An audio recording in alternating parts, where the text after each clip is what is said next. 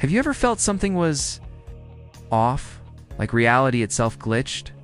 A sign changed, a logo looked wrong, or a memory you were sure of suddenly didn't exist? Maybe it wasn't your imagination. Maybe you caught a flicker of the code beneath it all.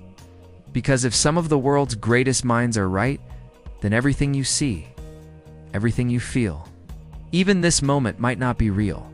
It might be simulated. In 2003, philosopher Nick Bostrom released an argument that shook science and philosophy alike, the simulation hypothesis. It's simple but terrifying. If any civilization ever becomes advanced enough to create perfect simulations of reality, and if those simulations can themselves produce conscious beings, then there would be billions of simulated worlds for every real one. The math implies it's almost certain we are not living in base reality. But inside one of those simulations, it sounds absurd until you look closer. The deeper physicists probe reality, the more it looks digital. At the smallest scales, everything becomes quantized. Space, time, energy, all come in discrete packets, like pixels or frames on a screen. Quantum particles don't exist in one state until observed, as if the universe only renders when you look. A mechanic eerily similar to how computer graphics conserve processing power. We've spent centuries trying to find what the universe is made of. But the deeper we go, the more it looks like it's made of information. Elon Musk once said, "The odds that we're living in base reality are 1 in billions." He wasn't exaggerating. Even NASA physicists have entertained the idea. In projects at the University of Bonn and Fermilab have tried to detect digital grid lines in space. Tiny distortions that would reveal a resolution limit, like the pixel edge of existence itself. Found it would prove space-time isn't infinite, but discretized just data. We might be living not in a cosmos, but in a code base. And if that's true, the evidence might already be in our memories. The strange phenomenon known as the Mandela Effect. Millions of people around the world remember Nelson Mandela dying in prison during the 1980s. Even though he was released, became president of South Africa, and lived until 2013. The collective false memory was so widespread that it earned its own name. Psychologists blamed it on memory errors.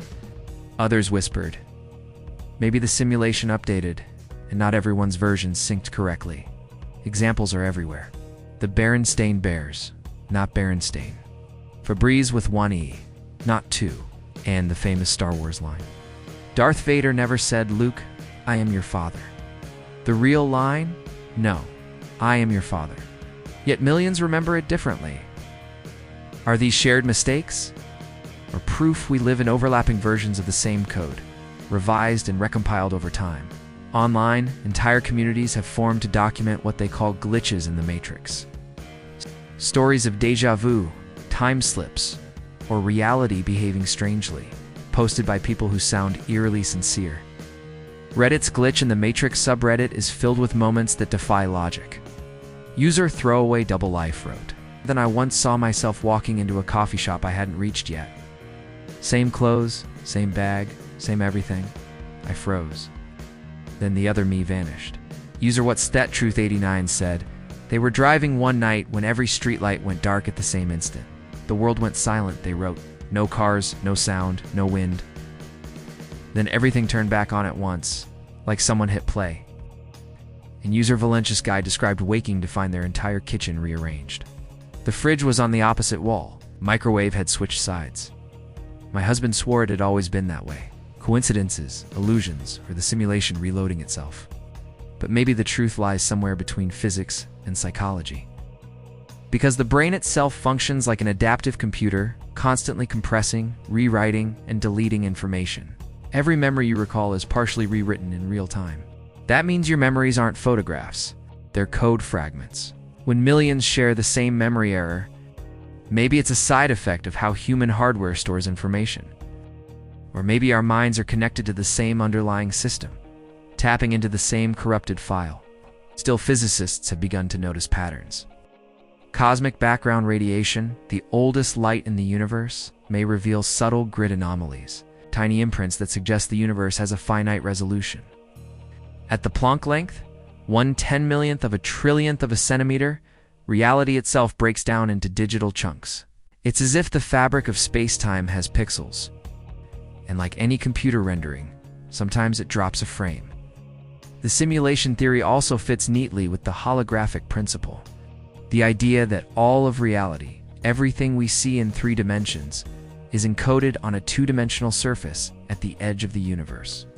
In essence, we might be living inside a cosmic projection, a perfectly physical version of the Matrix. If so, the code might not just simulate physics, it might simulate consciousness itself. Neuroscientists have long debated whether awareness arises from computation. If our brains are biological processors, then maybe consciousness is simply code running on flesh hardware. And if that's true, the simulation isn't around us, it's within us. This idea even mirrors ancient philosophy. Plato's allegory of the cave described humans mistaking shadows for reality. In Hinduism, Maya refers to the illusion of the material world, a veil that hides ultimate truth. Modern science may have just given us new language for old wisdom.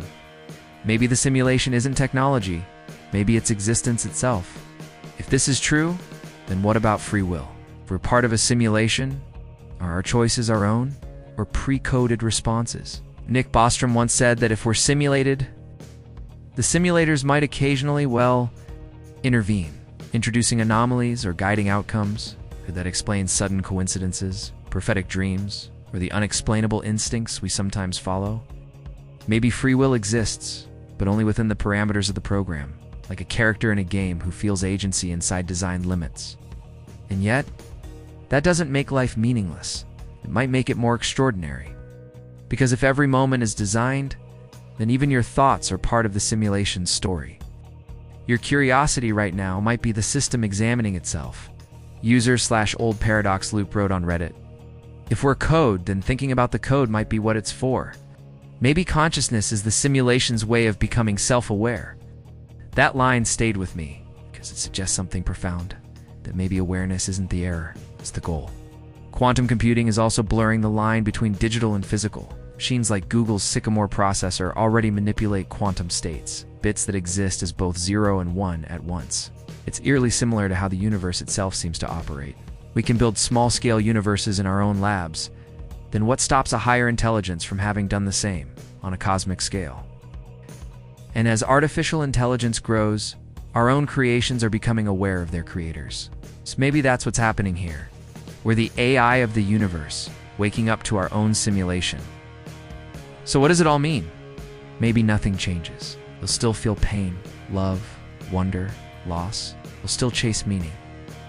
But if reality is simulated, then every act of kindness, every question, every discovery still matters. Because it's written into the fabric of the code. Maybe that's what makes it beautiful. Because even inside a simulation, we are still capable of love, creativity, and awe. Those might be the only things that can't be faked. Whether the simulation hypothesis is science or metaphor, it forces us to face one final question. What is real? Maybe the answer is this. If you can feel it, if it changes you, if it matters, then it's real enough. If you enjoy exploring stories that bend the edge of reality, remember to like, subscribe, and stay curious. Another mystery unravels soon on NovusThread.